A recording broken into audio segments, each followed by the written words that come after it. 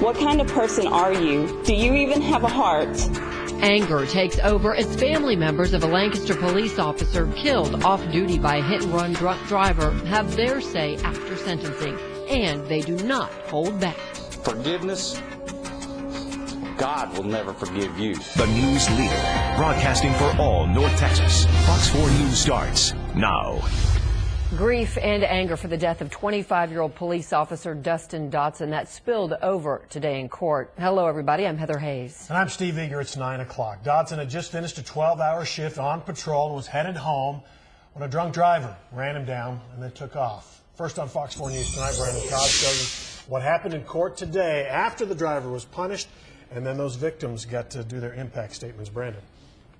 Right, Steve. Heather, Ricardo Espinoza listened quietly as that sentence was read by the judge, but nothing could have prepared him for the emotional backlash from the family of the police officer he killed, a husband, son, and father of 3.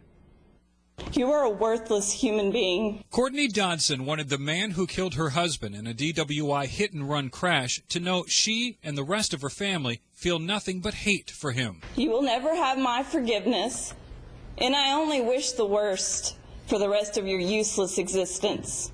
Ricardo Espinoza pleaded guilty to driving drunk the morning of July 21st last year and pulling out in front of Lancaster police officer Dustin Dodson riding home on his motorcycle after work. Jurors watched surveillance video of the hit-and-run crash. It shows Espinoza turning his truck in front of Dodson's motorcycle, then taking off without ever stopping. Espinoza was followed home by a witness who held him until police arrived.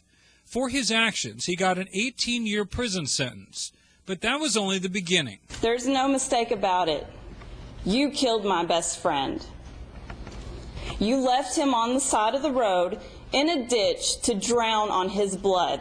Espinoza faced Dodson's wife and family while they got the last word. My children will never forgive you for what you've done. And when they are old enough, they will know exactly what kind of scum you are. If I had had my way, if I had had my family's way, you wouldn't be sitting in that chair right now. Espinoza took the stand last week, even breaking down at one point.